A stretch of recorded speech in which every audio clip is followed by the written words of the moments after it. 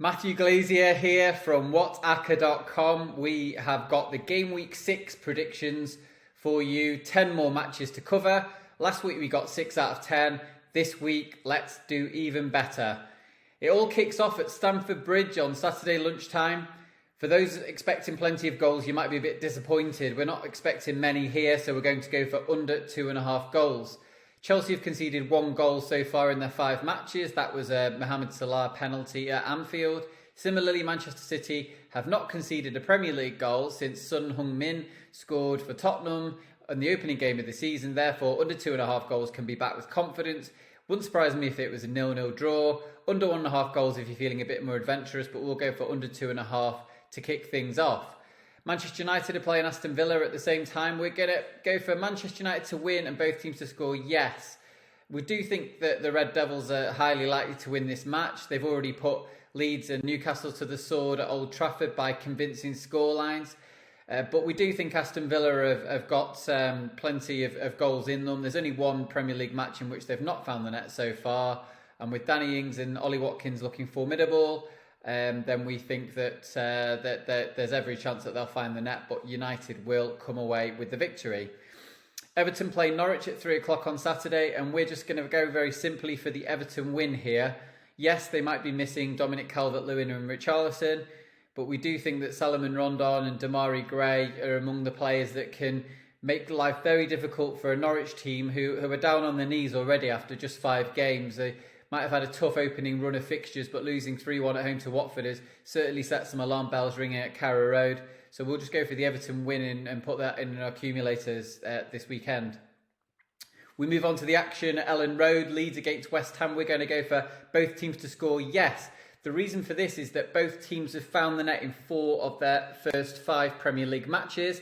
Mikel Antonio is returning to the West Ham team. Saïd Benrahma also has 3 goals on the board already this season, and Jarrod Bowen's looking lively. Similarly, Patrick Bamford had a great chance to score, and Leeds did find the net at Newcastle last weekend. So both teams to score, yes, can be back with a degree of confidence here.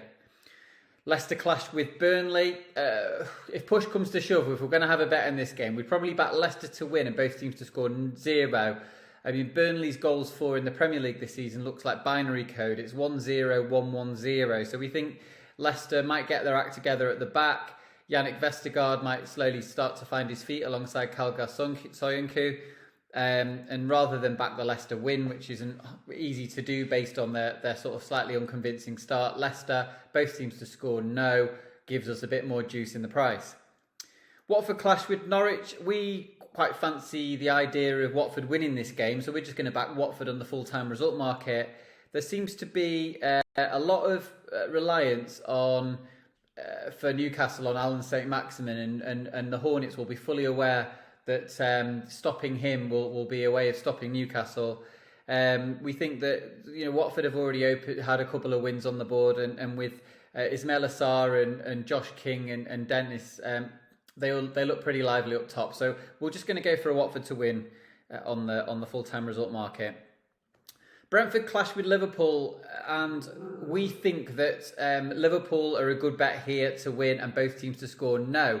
Yes, Brentford were quite impressive at Molineux when winning the game 2-0, but we do think that Liverpool are rock solid at the back, and they've only conceded 1 goal like Manchester City and Chelsea all season so far. That was just the Kai Havertz header at Anfield.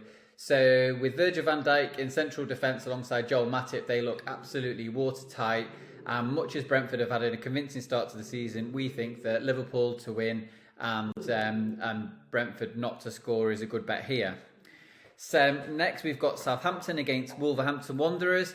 If you've had a big Sunday lunch and you're feeling a bit sleepy, this one might send you over the edge.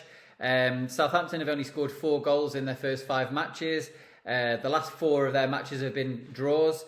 Wolverhampton Wanderers have only scored in 1 of their 5 Premier League games. That was 2 goals that they scored at Watford. Apart from that, they've drawn blanks. So we think under 2.5 goals is a bit of a no-brainer in this bet. You could perm it together with a draw if you wanted to. I mean, Southampton's defence is looking really good, and they actually managed to keep a clean sheet at the Etihad last week, despite City going off 1-8 favourites. But we'll go for under 2.5 goals as the main bet, and if you're really adventurous, go for draw or under 2.5 goals and the draw. Finally, we've got the North London derby between Arsenal and Tottenham, and we're going to go for under 2.5 goals here. We just think that both managers are going to be very cautious when it comes to approaching this game. Arsenal's last 2 games have seen them win by 1-0 scorelines, and Tottenham's first 3 matches saw them win by a 1-0 scoreline. Tottenham have sort of gone off the rails a little bit since then, losing 3-0 at Palace before losing by the same scoreline at home to Chelsea. Nuno Espirito Santo is a defensive and pragmatic manager. We think that he will want to build from the back, go back to basics. Similarly, Mikel Arteta has done that in the last 2 matches, and we just think that a low-scoring North London derby could be on the clash on Sunday afternoon. Head over to WhatAcca.com to see a full write-up of those predictions. You can also check out the latest daily accumulator tips. We're going to have a win ACCA for Saturday. Both teams to score ACCA more than likely, and then we'll have a big game ACCA on the Sunday.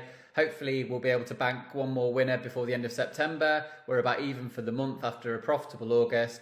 Thanks for tuning in, and I'll be in touch with another video soon, looking ahead to game week 2 in the Champions League next week. Cheers, guys.